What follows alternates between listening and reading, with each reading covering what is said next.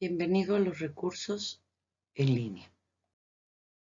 En este video queremos apoyarte para que reportes de forma correcta la bibliografía utilizada en la construcción de tus evidencias. Te mostraremos una guía general y los elementos básicos. Específicamente, este material te sirve para identificar cómo reportar la bibliografía de un libro y los materiales de tus cursos. La guía general. Para elaborar tu bibliografía será necesario que obtengas ciertos datos de las fuentes. Lo más importante es que tus fuentes sean válidas y confiables. Toda fuente tiene datos específicos: el autor, la fecha, el título, el lugar donde fue publicado, la editorial, revista o universidad que se responsabiliza por la información y la disponibilidad de la información. ¿Qué pasa si no encuentras alguno de estos datos?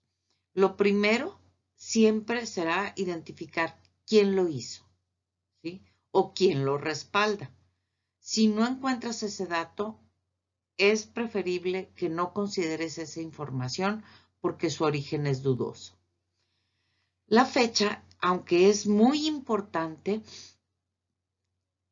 porque te permite identificar de manera contextual y temporal si ese material está actualizado, puede omitirse y se coloca SF, siempre y cuando lo que utilices de información sea muy importante para tu argumentación. De lo contrario, deberás desecharlo como fuente. El resto de los datos en general es rastreable cuando se habla de libros o documentos. Los datos generales se presentan habitualmente de la siguiente forma. Con respecto al autor, tomamos siempre su apellido o los apellidos, se coloca una coma y se utiliza la inicial del nombre propio, tantos nombres propios como tengan. Y si es más de un autor, se separan con punto y coma.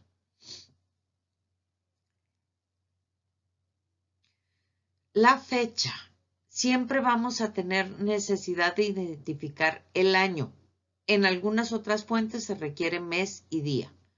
El título siempre se colocará en cursivas cuando se trata de libros, pero esta forma es variable. Colocamos el lugar, ciudad y país o solo ciudad. Colocamos la editorial, el nombre de la revista o universidad u organismo que apoya la publicación y la disponibilidad en Internet utilizando el domicilio específico o protocolo de Internet. En los libros, por lo general, se presenta entonces apellido, inicial, nombre del autor, la fecha, el título de la obra, el lugar de publicación, el nombre de la institución o editorial. En este caso tenemos un ejemplo general de un libro, pero esta información para este caso es suficiente. Pero en ocasiones sabemos que puede haber más de un autor, sabemos que puede haber más de una edición, sabemos que en ocasiones utilizamos solamente un capítulo de un libro y en ocasiones, otras tantas, los autores son múltiples, por tanto, son coordinados por otros autores o es parte de una colección de un libro.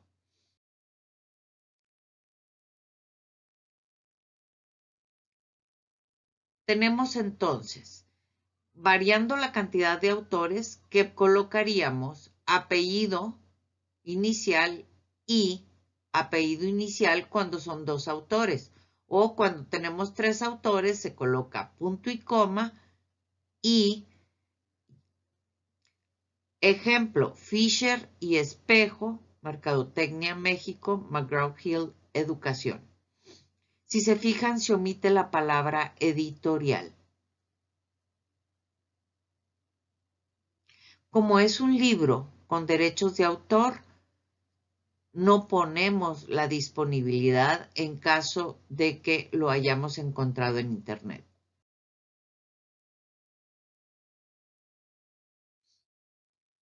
Otros datos que se modifican son, como comentamos, el nombre del capítulo, la edición y la disponibilidad.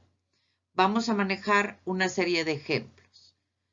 Un libro con múltiples ediciones se escribe entre paréntesis el número de la edición después del título.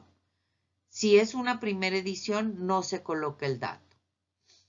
La disponibilidad, como ya comenté, solo se coloca cuando existe la licencia de Creative Commons. Cuando solamente revisamos el capítulo de un libro, se coloca el nombre del capítulo entrecomillado, seguido del título del libro, siempre y cuando el libro y el capítulo hayan sido escritos por el mismo autor.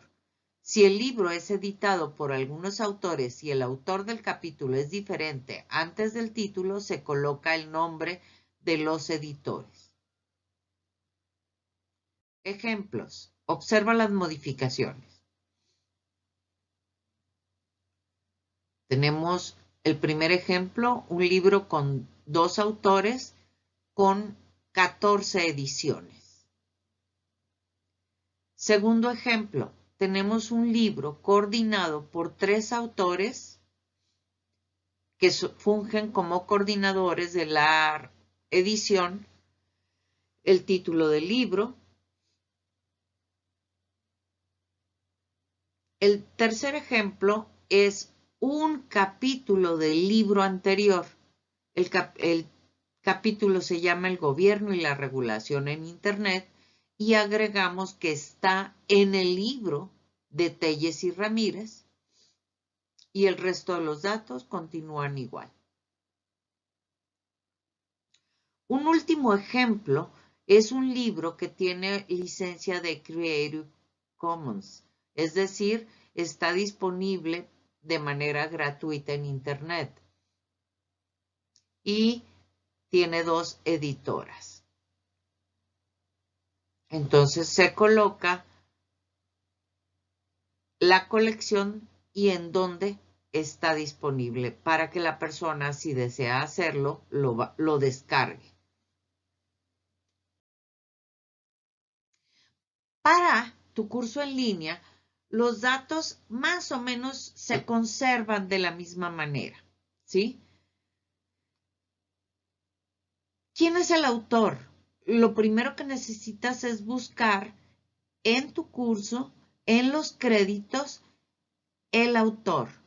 Colocarás posteriormente el título del módulo consultado y luego el nombre del curso.